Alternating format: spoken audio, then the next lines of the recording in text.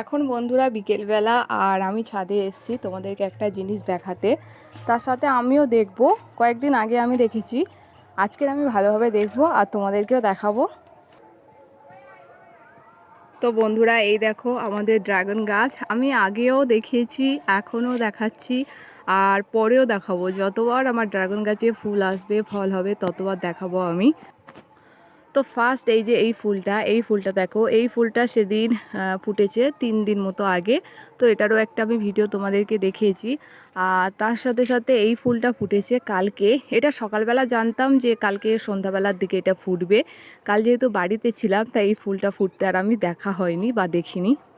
তো তারপরে দেখো এই ফুলটা দেখতে পাচ্ছ, এটা আজকে ফুটছে, মানে সন্ধ্যাবেলার দিকে ফুটবে ভালোভাবে, দেখেই তোমরা বুঝতে পারছো। তার সাথে এই যে আরও একটা ফুল রয়েছে, এই যে মুখটা আস্তে আস্তে খুলছে, এই ফুলটাও ফুটবে। এই দুটো ফুল, এই ফুলটা আর ওই ফুলটা, এই দুটো ফুল আজকে ফুটবে।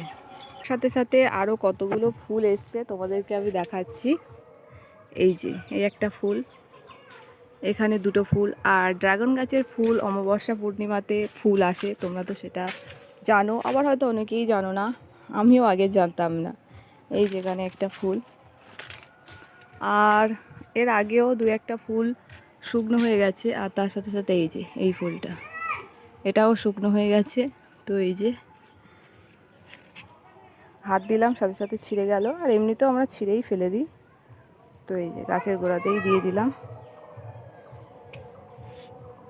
এই যে দেখো ছোট ছোট ফুল এই যে আসছে।